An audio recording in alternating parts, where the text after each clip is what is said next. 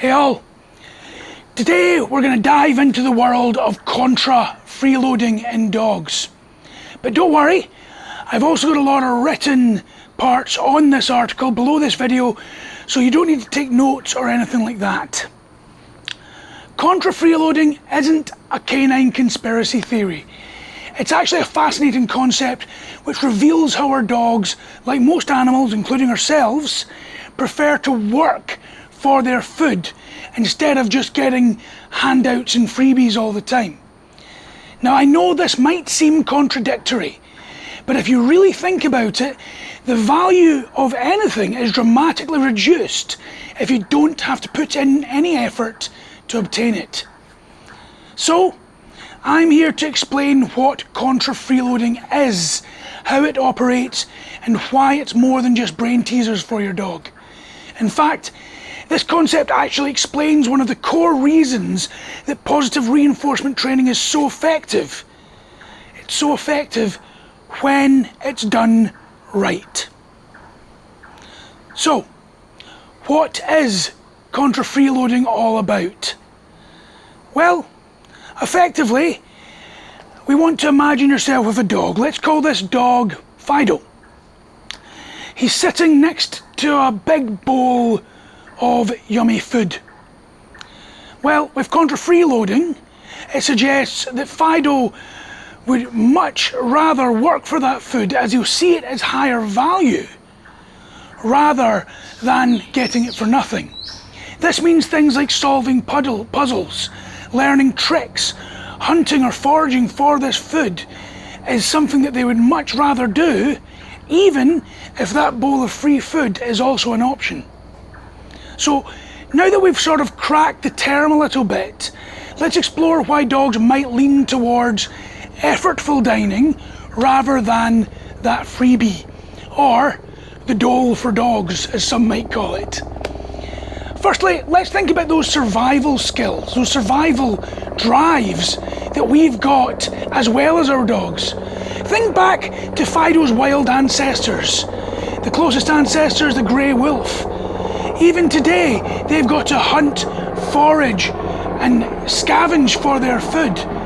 As such, putting effort in for your food is something that's hardwired in most animals. Mental gymnastics. Well, dogs are not all about brawn, they've got brains too, damn good brains.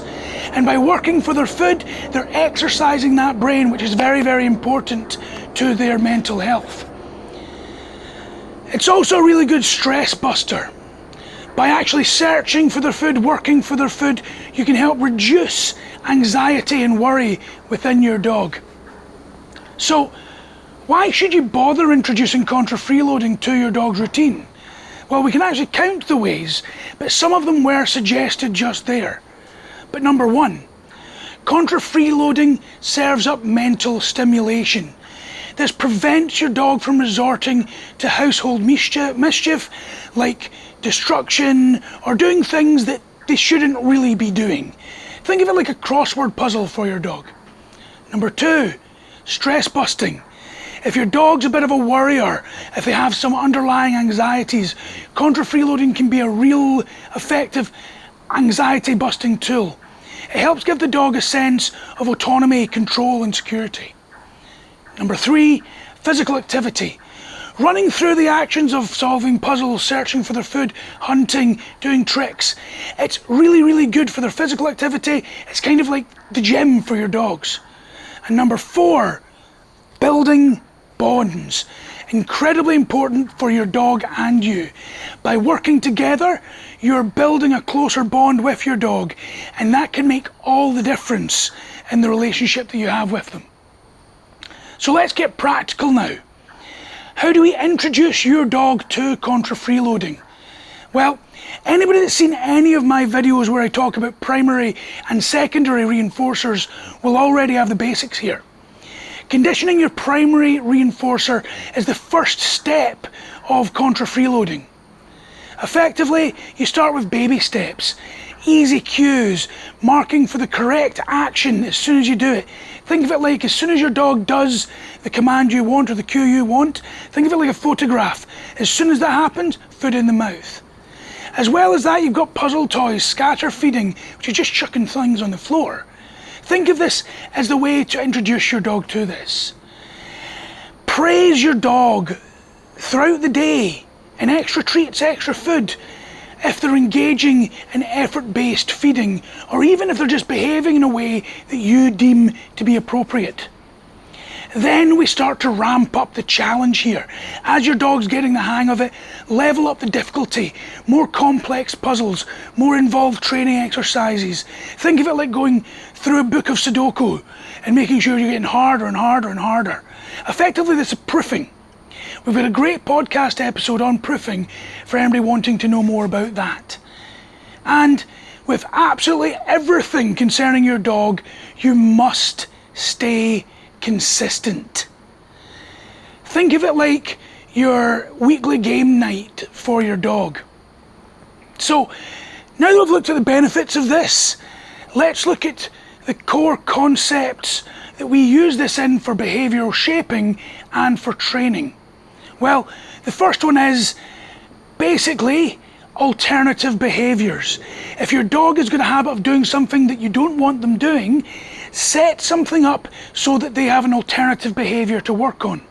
A great example of this is giving them a puzzle feeder while you're having dinner, so they are no longer begging at the table. Obedience training, well, using contra-freeloading, using obedience training is something incredibly effective. And it's as simple as your dog does what you're asking them to do and you're paying them for that. Now we look at something which we use extensively at Noble Canine, which is working with dogs with fear and anxiety. This is where we gradually expose them to their triggers while rewarding calm responses and effectively pairing that trigger to something good. This is a huge concept when it comes to counter-conditioning and desensitization. And building focus. A lot of people complain that their dogs are not focused enough during training sessions or even during everyday life. By building this up during training and in every other area of your life, your dog's focus will be slightly better. Now, one of the last things that we start to do is fade out the food. Contra-freeloading is great. We use food at the beginning of it. But like primary and secondary reinforcers, we start to use that secondary reinforcer to phase out the use of food. We can also deviate that reward into affection or into play. So this way, you don't always have to have food on you. So, there you have it, guys. Contra-freeloading is a not-so-secret weapon to keep your dog's body and mind in shape. It's like turning every meal into a way to shape your dog's behaviour and to have your dog feeling more closely bonded with you. So give it a try. Try it with your dog, try it with the puzzles, try it with training. And if you need any more help on that, please don't hesitate to reach out to us at Noble Canine. Have a good one, guys.